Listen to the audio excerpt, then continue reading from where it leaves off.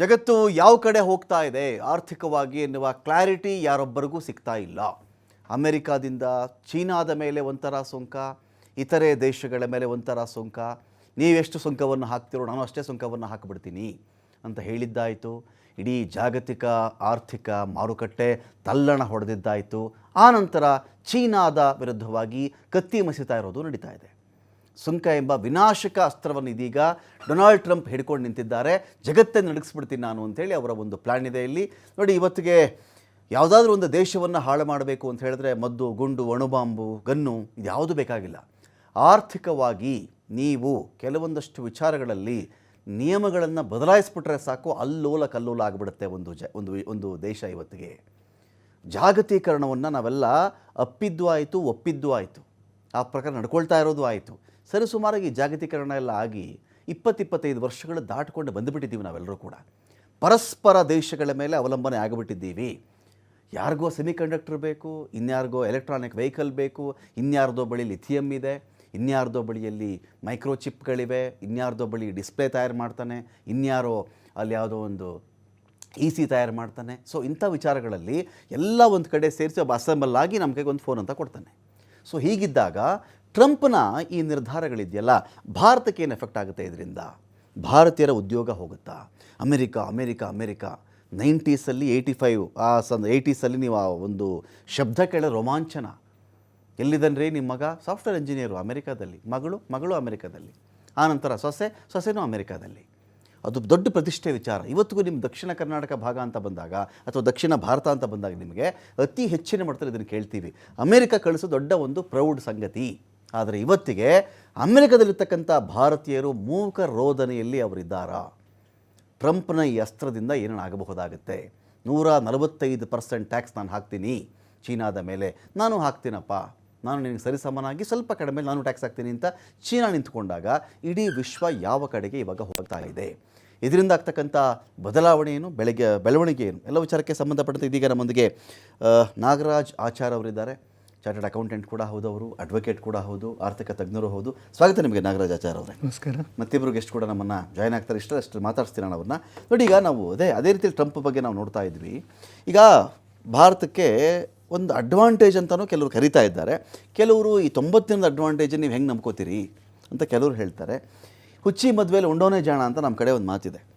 ಈಗ ಈ ಕಡೆ ಚೀನಾ ಒಂದು ರೀತಿಯಲ್ಲಿ ಬಿಹೇವ್ ಮಾಡ್ತಾ ಇದೆ, ಅಮೆರಿಕ ಒಂದು ಕಡೆ ಬಿಹೇವ್ ಮಾಡ್ತಾ ಇದೆ. ಇಂಥ ಒಂದು ತೆರಿಗೆ ಹುಚ್ಚರ ಈ ಸಮರದಲ್ಲಿ ಇವತ್ತು ಹೇಳಿದ್ದು ನಾಳೆ ಇಲ್ಲ, ಬೆಳಿಗ್ಗೆ ಹೇಳಿದ್ದು ಸಾಯಂಕಾಲಕ್ಕೆ ಹೇಳಿದ್ದು ಬೆಳಗ್ಗೆಗೆ ಚೇಂಜು. ಇಂಥ ಒಂದು ಕನ್ಫ್ಯೂಷನ್ ಸ್ಟೇಟಲ್ಲಿ ಇಂಡಿಯಾ ಎಲ್ಲಿ ಸ್ಟ್ಯಾಂಡ್ ಆಗ್ತಾ ಇದೆ ಇವತ್ತಿಗೆ ಈ ಒಂದು ನೀತಿ ವಿಚಾರಕ್ಕೆ ನಾವು ಬಂದರೆ ಅಂತ? ಮನನ್ ಬೇಸಿಕಲಿ ನಾವು 2 ಯುದ್ಧಗಳನ್ನು ಕೇಳಿದ್ದೀವಿ. ವಿಶ್ವದ ಮೊದಲನೇ ಯುದ್ಧ, 2ನೇ ಯುದ್ಧ. ಬಹುಶಃ ನೀವು ಆರ್ಥಿಕವಾಗಿ ಇದನ್ನ ವಿಶ್ಲೇಷಿಸಿದರೆ ಇದನ್ನು ಒಂದು ರೀತಿ ಯುದ್ಧನೇ ಅಂತಲೇ ಹೇಳ್ಬೋದು. ನೀವು ಕೇಳಿದ್ರಿ ಒಂದು ಪ್ರಶ್ನೆ, ಭಾರತದ ಸ್ಥಿತಿಗತಿ ಏನು ಅಂತ. ಇಲ್ಲಿ ಇದನ್ನು I would call this as A perfect opportunity for India. Okay, ಬಹುಶಃ ತುಂಬ ಜನ ಇದನ್ನ ವಿಶ್ಲೇಷಣೆ ಮಾಡ್ತಾ ಇದ್ದಾರೆ. ಬಹುಶಃ ಹೇಗೆ ನಮ್ಮ ಮುಂದಿನ ದಿನ ಇದಿರುತ್ತೆ, ಯಾವ ರೀತಿ ಸವಾಲುಗಳಿರುತ್ತೆ, ಈ ಥರ ಹುಚ್ಚಾದ ಒಂದು ಕೆಲವೊಂದು ನಿರ್ಧಾರಗಳು. ನಾನು ಇದಕ್ಕಿಂತ ಮುಂಚಿತವಾಗಿ ಇನ್ನೊಂದು ಮಾತು ಹೇಳಲಿಕ್ಕೆ ಇಷ್ಟಪಡ್ತೀನಿ. ಒಬ್ಬ ರಾಂಗ್ ವ್ಯಕ್ತಿ ಕೈಯಲ್ಲಿ ಒಂದು ಆಡಳಿತ ಸಿಕ್ಕಿದ್ರೆ ಹೇಗೆ ಪ್ರಪಂಚ ಬದಲಾವಣೆ ಆಗುತ್ತೆ, ಯಾವ ರೀತಿ ಭಯಾನಕ ಸ್ಥಿತಿ ನಿರ್ಮಾಣ ಆಗುತ್ತೆ ಅನ್ನುವಂಥದ್ದಕ್ಕೆ ಒಂದು ಪರ್ಫೆಕ್ಟ್ ಎಕ್ಸಾಂಪಲ್ ಇದು ಅಂತ. ಸಕ್ಸಸ್ಫುಲ್ ಉದ್ಯಮಿ ಆತ, ಖಂಡಿತ ಸಕ್ಸಸ್ಫುಲ್ ಉದ್ಯಮಿ ಆಗಿರೋ ಕಾರಣಕ್ಕೂ ಅಮೆರಿಕ ಸ್ವಲ್ಪ ಪೇಷನ್ಸಿಂದ ನೋಡ್ತಾ ಇದೆಯಾ? ಹೌದು. ಇವಾಗ ಆ ವಿಚಾರಕ್ಕೆ ಪೂರಕವಾಗಿ ನೀವು ಹೇಳಿದ್ರೆ ಇಲ್ಲಿ ಏನಾಗುತ್ತೆ ಅಂದ್ರೆ, ಬಹುಶಃ ಎಲ್ಲದರಲ್ಲೂ ಸಕ್ಸಸ್ ಆಗಿ ಈ ಹಂತಕ್ಕೆ ಬಂದಾಗ ತಾನು ಮುಂದೆ ಯಾಕೆ ಇದನ್ನ ಮಾಡ್ತಾರೆ ಅಂತ ಯೋಚನೆ ಮಾಡಿದ್ರೆ, ಇದರ ಮೂಲ ಹುಡುಕಿದ್ರೆ ನಾವು ಯಾಕೆ ಇದು ಟ್ರಂಪ್ ಮನಸ್ಸಲ್ಲಿ ಏನಿರಬಹುದು, ಯಾಕೆ ಇದನ್ನ ಮಾಡ್ತಾ ಇರಬಹುದು, ಕೇವಲ ಹುಚ್ಚಾಟನ ಅಥವಾ ಅದರ ಹಿಂದಿನ ಏನಾದರೂ ಯೋಚನೆಗಳಿದೆಯಾ, ಅಥವಾ ಅವರ ಪಕ್ಕದಲ್ಲಿ ಸುತ್ತಮುತ್ತಲು ಆರ್ಥಿಕ ತಜ್ಞರಿಲ್ವಾ, ಕನ್ಸಲ್ಟೆಂಟ್ಸ್ ಇಲ್ವಾ?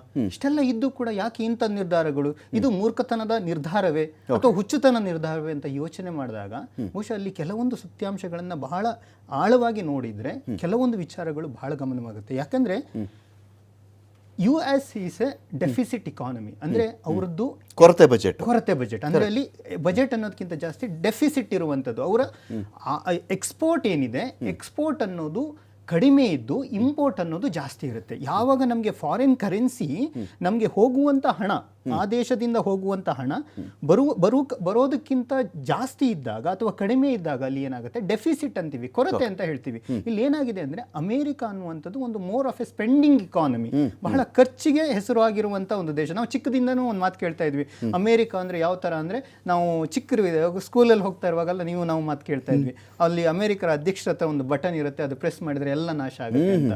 ಬಹುಶಃ ಈ ಅಂಥ ಬಟನ್ ಇವ್ರ ಕೈಯಲ್ಲಿ ಸಿಕ್ಬಿಟ್ರೆ ಏನಾಗಬಹುದು ಅಂತ ಯೋಚನೆ ಮಾಡ್ತಾ ಇದ್ದಾಗ, ಇಲ್ಲಿ ನೋಡಿ ಮುಖ್ಯವಾಗಿ ನಾನು ಅಂದ್ಕೊಳ್ಳುವಂಥದ್ದು ಮೂಲ ಉದ್ದೇಶ ಏನಿರ್ಬೋದು ಅಂದರೆ, ಆ ದೇಶದಲ್ಲಿ ಈಗ ಇಷ್ಟು ತೆರಿಗೆ ಹಾಕ್ತಾ ಇದ್ದಾರೆ ಅನ್ನೋಂಥದ್ದು ಎರಡು ಕಾರಣ ಇರುತ್ತೆ. ಒಂದು, ನನಗೆ ಯಾರದಾದ್ರ ಮೇಲೆ ಹಠ ಇದ್ದಾಗ, ನನಗೆ ಯಾರದಾದ್ರ ಮೇಲೆ ಸಿಟ್ಟಿದ್ದಾಗ ನಾನು ತೆರಿಗೆ ಹಾಕ್ತೀನಿ.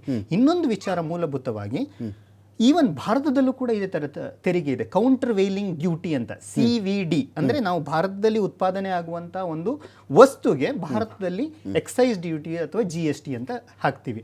ಅದೇ ಒಂದು ಬೇರೆ ದೇಶದಿಂದ ಬಂದಾಗ ಅವರಿಗೆ ಆ GST ಬರೋದೇ ಇರೋದರಿಂದ ಅಲ್ಲಿ ಏನಾಗುತ್ತೆ, ಖರ್ಚು ಕಡಿಮೆ ಆಗೋ ಕಾರಣದಿಂದ ಅದನ್ನ ಭಾರತದಲ್ಲಿ CVD ಅಂತ ಹಾಕ್ತೀವಿ, ಕೌಂಟರ್ ವೇಲಿಂಗ್ ಡ್ಯೂಟಿ ಅಂತ. ಇದನ್ನೇ ಅವರು ಬಹುಶಃ ಪ್ರತಿ ತೆರಿಗೆ ಅನ್ನುವಂಥದ್ದು ಹಾಕ್ತಾ ಇದ್ದಾರೆ. ಯಾಕೆ ಅಂದರೆ, ಬೇರೆ ದೇಶದಿಂದ ಬರುವಂಥ ವಸ್ತು ಬದಲಾಗಿ ನಾವು ಇಲ್ಲಿ ಮ್ಯಾನುಫ್ಯಾಕ್ಚರ್ ಮಾಡುವ, ನಮ್ಮ ದೇಶದಲ್ಲಿ ಇದನ್ನ ಪ್ರೊಡಕ್ಷನ್ ಮಾಡಿದ್ರೆ, ಉತ್ಪಾದನೆ ಮಾಡಿದ್ರೆ ಇಲ್ಲಿ ಹೆಚ್ಚಿನ ಉತ್ಪಾದನೆಗಳಾಗುತ್ತೆ. ಇಲ್ಲಿ ನಮ್ಮ ಭಾರತದಲ್ಲಿ ಹೇಗೆ ನಾವು ಮೇಕ್ ಇನ್ ಇಂಡಿಯಾ ಬಂತು, ಅದೇ ತರಹದ ಒಂದು ಕಾನ್ಸೆಪ್ಟ್ ಇಲ್ಲ ಆಗಲಿ, ಇಡೀ ಅಮೇರಿಕ ದೇಶದಲ್ಲಿ ಉತ್ಪಾದನೆಗಳು ಜಾಸ್ತಿ ಆಗಲಿ, ಎಂಟರ್ಪ್ರೆನ್ಯೂರ್ಶಿಪ್ ಆ ದೇಶದಲ್ಲಿ ಹುಟ್ಕೊಳ್ಳಿ ಅನ್ನುವಂಥ ಒಂದು ಸದುದ್ದೇಶದಿಂದ ಮಾಡಿರುವಂಥ ಇದು ಯೋಚನೆ ಆಗಿರೋದ್ರಿಂದ ಬಹುಶಃ ಟ್ರಂಪ್ ಆ ನಿಟ್ಟಿನಲ್ಲಿ ತನ್ನ ಎಲ್ಲ ತಜ್ಞರ ಜೊತೆಗೆ ಚರ್ಚೆ ಮಾಡಿ ಇದು ಸರಿಯಾದ ನಿರ್ಧಾರ ಅಂತ ಗಮನಿಸಿ ತಗೊಂಡಿರುವಂಥದ್ದು ಅನ್ನುವಂಥ. ನನ್ನೇ ನಾವು ಇದ್ರ ಬಗ್ಗೆ ಮಾತಾಡ್ತಾ ಇದ್ವಿ. ಅಂದರೆ ಈಗ ಒಂದು 75 ದೇಶಗಳಿಗೆ ಒಂಥರ ತೆರಿಗೆ ರಜೆ ಅಂತ ಕರೆಯೋಣ. ಈ ಮನುಷ್ಯ ಯಾವ ತೆರಿಗೆಯನ್ನು ಹಾಕಬೇಕು ಅಂತ ಅಂದುಕೊಂಡಿದ್ದಾನೋ ಆ ತೆರಿಗೆಗೆ 90 ದಿನಗಳ ಕಾಲ ಒಂದು ಲೀವ್ ಕೊಟ್ಟಿರಬೇಕು ಅಂತ ನಾವು ಭಾವಿಸೋಣ. ಇದಾದಾಗ ಏನಾಗುತ್ತೆ, ಇಂಡಿಯಾದಲ್ಲಿ ಫಾರ್ಮಾಸ್ಯೂಟಿಕಲ್ ಕಂಪ್ನಿನೋ ಇನ್ನೊಬ್ಬರೋ ಮತ್ತೊಬ್ಬರೋ ಎಲ್ಲರೂ ದೊಡ್ಡಣ್ಣ ಹೋಗಬಹುದು. ಆಗ ಭೂಮಿ ನಾನೇ ಕೊಡ್ತೀನಿ ಬನ್ರಯ್ಯ, ನಮ್ಮ ಅಮೆರಿಕಾದಲ್ಲಿ ನೀರು ಕೊಡ್ತೀನಿ ಬನ್ನಿ, ಎಂಪ್ಲಾಯ್ಮೆಂಟ್ ಕೊಡ್ತೀನಿ ಬನ್ನಿ, ಇಲ್ಲೇ ಉತ್ಪಾದನೆ ಮಾಡಿ. ನೀವು ಯಾಕೆ ಪಾಪ ನೀವು ಭಾರತದಲ್ಲಿ ಉತ್ಪಾದನೆ ಮಾಡಿಕೊಂಡು ಅಲ್ಲಿಂದ ಇಷ್ಟೊಂದು ಟ್ಯಾಕ್ಸ್ ಹಾಕಿಸ್ಕೊಂಡು ನೀವ್ಯಾಕೆ ಒದ್ದಾಡ್ತೀರಿ? ಈ ಆಫರ್ಗೋಸ್ಕರವಾಗಿ ಟ್ರಂಪ್ ಆಡ್ತಿರ್ತಕ್ಕಂಥ ಆಟನ ಇದು. ಸರಿ, ಈ ಆಟ ಕೇಳೋಕ್ಕೆಲ್ಲ ಭಾಳ ಅದ್ಭುತವಾಗಿದೆ. ಎಲ್ಲರೂ ಅಲ್ಲೇ ಹೋಗಿ ಮಾಡೋ ಹಾಗಿದ್ದಿದ್ರೆ, ಎಲ್ಲ ಅಷ್ಟೇ ಅಲ್ಲೇ ಹೋಗಿ ಮಾಡೋ ಹಾಗಿದ್ದಿದ್ರೆ ಲಾಭದ ಕತೆ ಏನು? ಅಲ್ಲಿನ ಎಂಪ್ಲಾಯ್ಮೆಂಟ್ಗೆ ನೀವು ಚೀನಾದಲ್ಲಿ ಕೊಡ್ತಕ್ಕಂಥ ಸ್ಯಾಲ್ರಿನ ನೀವು ಅಮೆರಿಕಾದಲ್ಲಿ ಕೊಡೋಕ್ಕಾಗಲ್ಲ. ಹೇಗೆ ಕೊಟ್ಬಿಡ್ತೀರಿ? ಅಮೆರಿಕಾದಲ್ಲಿ ಒಪ್ಪೋದು ಇಲ್ಲ. ಅಲ್ಲಿ ಜನಸಂಪನ್ಮೂಲ ಬೇಕಾದ್ರೆ ಈಗಲೇ ಹೇಳ್ತಾರೆ, ಗ್ರೀನ್ ಕಾರ್ಡ್ಗೆ ಏನು ವ್ಯಾಲ್ಯೂ ಇಲ್ಲ, ನಾನು ಯಾರನ್ನೂ ಕರ್ಕೊಳ್ಳಲ್ಲ, ಸ್ಟೂಡೆಂಟ್ ವೀಸಾನೇ ಕ್ಯಾನ್ಸಲ್ ಮಾಡಿಬಿಡ್ತೀನಿ. ಒಂದು ಟ್ರಾಫಿಕ್ ರೂಲ್ ವೈಲೇಷನ್ ಮಾಡಿದ್ರೆ ಭಾರತದ ವಿದ್ಯಾರ್ಥಿಗಳು ಸ್ಟೂಡೆಂಟ್ ವೀಸಾನ ಕ್ಯಾನ್ಸಲ್ ಮಾಡ್ತಿರೋ ಕಾಲಘಟ್ಟದಲ್ಲಿ ನಾವಿದ್ದೀವಿ. ಹಾಗಾದರೆ ಎಲ್ಲಿಗೆ ಹೋಗ್ತಾ ಇದೆ ಇದು?